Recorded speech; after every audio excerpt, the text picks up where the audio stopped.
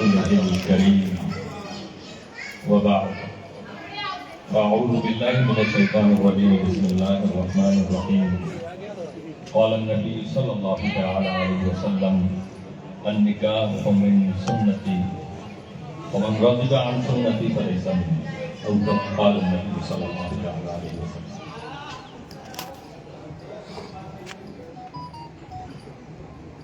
ابھی آپ نے ایک بہت شاندار نصیحت پڑھا اور بہت قیمتی خطاب جی حضرت مفتی اشرف صاحب کی زبان مبارک سے سنا.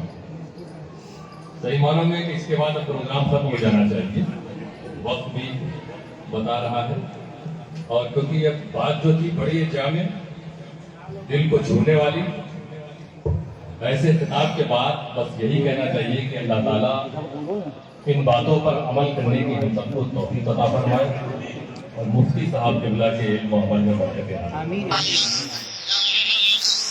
وہ بھی سوشل جو خدمات ہیں اس میدان میں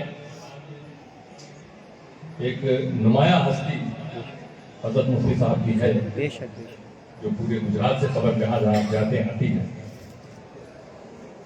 اسی لیے اس طرح کے پروگرام کو بھی آپ پسند کرتے ہیں اور میں مبارکبادی دوں گا محسن اعظم مشن سرکھیل جوہا پورہ احمد آباد کی برانچ کو، صدر، تمام اراکین، تمام ممبرس کو.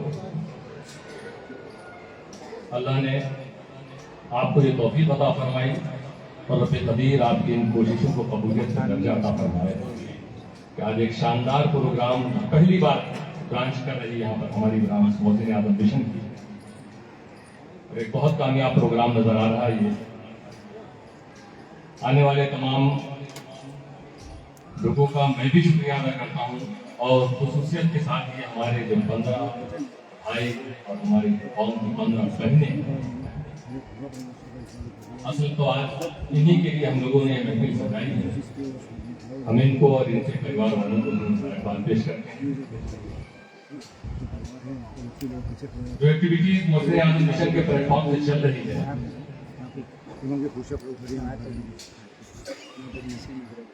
سرکھیل جوہا پورہ برانچ آپ دیکھ رہے ہیں کہ ATS کی شکل میں یہ کچھ پوسٹر لگے ہوئے ہیں. اس کے علاوہ بھی دوسری خدمات ہیں. جس چیز کی قوم و ملت کو ضرورت ہو ہمیں اس چیز کو پورا کرنے کے لیے آگے بڑھنا ہے انشاءاللہ. ہمارے مشن کا مقصد، محسن اعظم مشن کا مقصد قوم کی خدمت بے شک. انشاءاللہ تعالیٰ اسٹیج پر جلوہ فرما مشائخ، سادات کرام، والد بزرگوار، علماء، ائمہ کرام اور پورے بھارت میں جہاں جہاں بھی لوگ محسن اعظم مشن کے پروگرام کو دیکھتے ہیں، سمجھ رہے ہیں، خدمات کو محسوس کر رہے ہیں، ان سب کی دعائیں آپ سب کو حاصل ہیں. اور ہمیں امید ہے کہ آگے چل کے گجرات اور گجرات کے بعد دوسرے اور اسٹیٹس میں بھی ہم ایجوکیشن کے میدان میں، میڈیکل کے میدان میں بھی کچھ بڑے کارنامے انجام دینے کی کوشش کریں گے. اللہ تعالیٰ سے پورا فرمائے. مختصر سی بات میں بھی آپ کے سامنے رکھوں گا. حدیث پاک جو نکاح کے خطبے میں پڑھی جاتی ہے، النکاح من سنتی، حضور صلی اللہ علیہ وسلم فرما رہے ہیں نکاح میری سنت ہے. سنت کا مطلب ہوتا ہے طریقہ. ومن رغب عن سنتی فلیس منی، حضور فرما رہے ہیں میری سنت میرا طریقہ ہے، اور جو اس طریقے سے دور رہا فلیس منی، وہ میرا نہیں. قرآن اور حدیث کی روشنی میں مفتی اشرف صاحب نے جو بھی بیان کیا ہے کہ ہمیں کب کیا کرنا چاہیے، جی قرآن کیا ہے؟ قرآن خود کہہ رہا ہے ہدی للناس، بے شک انسانوں کی رہنمائی کے لیے. بے شک بے شک امت مسلمہ کو تو کہیں جانے کی ضرورت ہی نہیں. بے شک بے شک قرآن کو دیکھے، رسول کے اقوال اور حدیث کو دیکھے، زندگی کس اسٹائل میں گزارنا ہے اپنے آپ گزرے. نبی نے فرمایا کہ یہ میرا طریقہ، میری سنت. آپ دیکھیے حدیث میں رسول صلی اللہ علیہ وسلم جب ورڈ کو چنتے ہیں، آپ کی زبان اقدس سے لفظ جب وارد ہوتا تو कौन सा लफ्ज हो रहा है, कौन सा नहीं हो रहा है, ये गौर करने की बात है। हुजूर फरमा रहे हैं निकाह मेरा तरीका, सुभान अल्लाह, निकाह मेरी सुन्नत। और आगे फरमाया फमन रागिबा अनिन निकाह अन सुन्नती वमन रागिबा अन सुन्नती फलैसा मिन्नी। आगे फरमाया जो मेरी सुन्नत से दूर रहा, बात निकाह की पहले जुमले में कही उसने, बाद में ये नहीं कहा कि जो निकाह से दूर रहा, फरमाया मेरी सुन्नत से दूर रहा वो मेरा नहीं। सिर्फ इतना मत समझ लेना कि जो निकाह से दूर रहा वो मुस्तफा का नहीं। जी जी जी, हुजूर चाहते तो इस हदीस में ये फरमाते अन्निकाहु मिन सुन्नती फमन रगिबा अनिन निकाह। जी जी जी, कि निकाह मेरा तरीका है, जो निकाह से दूर रहा वो मेरा नहीं।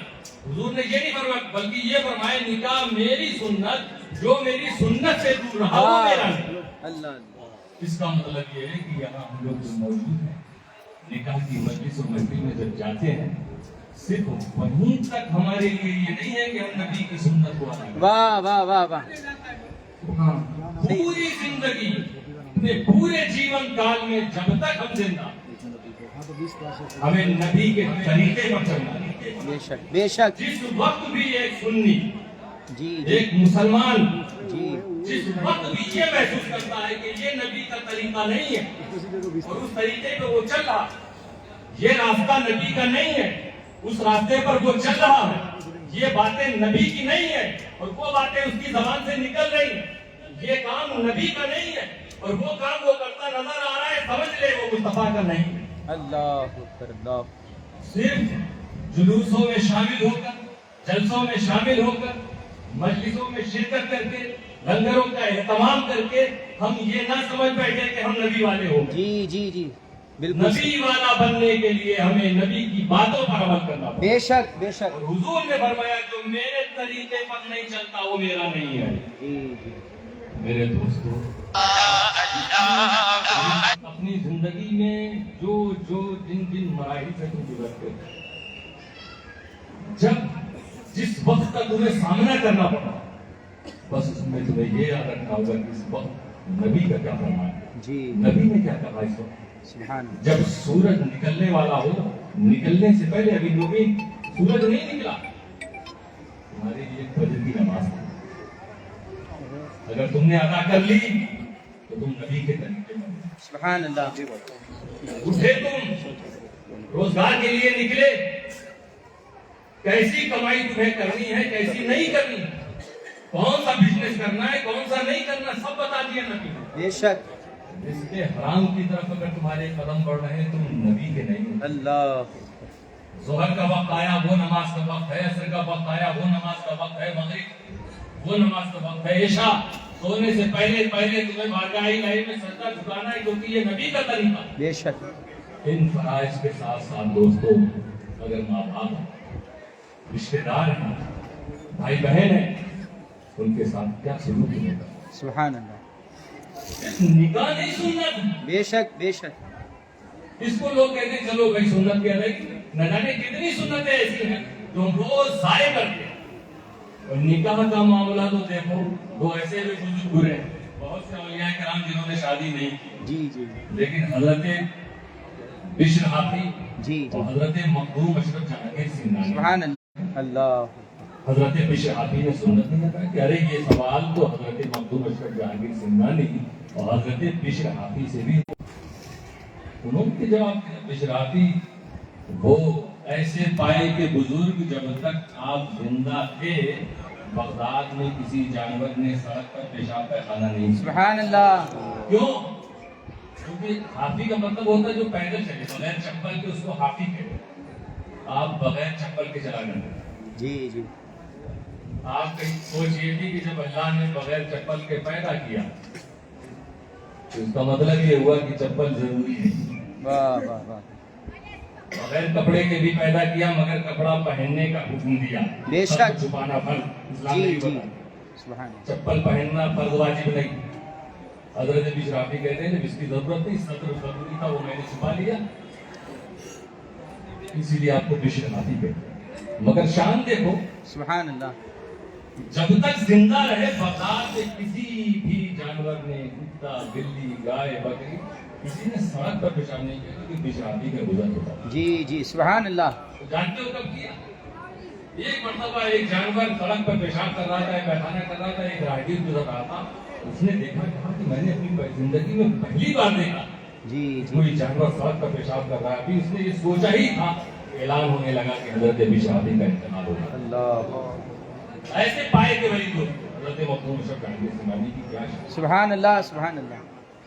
ان بزرگوں سے بھی پوچھا گیا کہ سرکار یہ سنت ہے آپ نے ادا کیوں نہیں کیا، تو آپ کا جواب تھا یقیناً نکاح سنت ہے، لیکن اللہ سے محبت یہ فرض ہے، سبحان اللہ ابھی فرض میں لگا ہوا ہوں، جیسے ہی یہ پورا ہوگا سنت پیدا۔ سبحان اللہ سبحان اللہ سبحان بزرگوں کے معاملات ہوتے ہیں کہ بزرگ ہی سمجھتے ہیں، بے شک بے شک اللہ اور ان کے بیچ کے راز ہوتے ہیں۔ بے شک اللہ ان سے کچھ کام لینا چاہتا، وہ اللہ کے حکم سے چلتے ہیں۔ بے شک رب قدیر انہیں سمنان سے کی شوشا لیتا تھا، بے شک بے شک خدا کے حکم سے ادھر ادھر سفر کرتے ہیں، ان بے کی شک۔ باتیں خدا سے ہوا کرتی ہیں۔ بے شک میرے دوستوں کبھی اشکال نہیں ہونا چاہیے، انگلیاں نہیں اٹھنی چاہیے اور اللہ کے ولیوں پر۔ بے شک تو دوستو یہ سنت ہے نکاح۔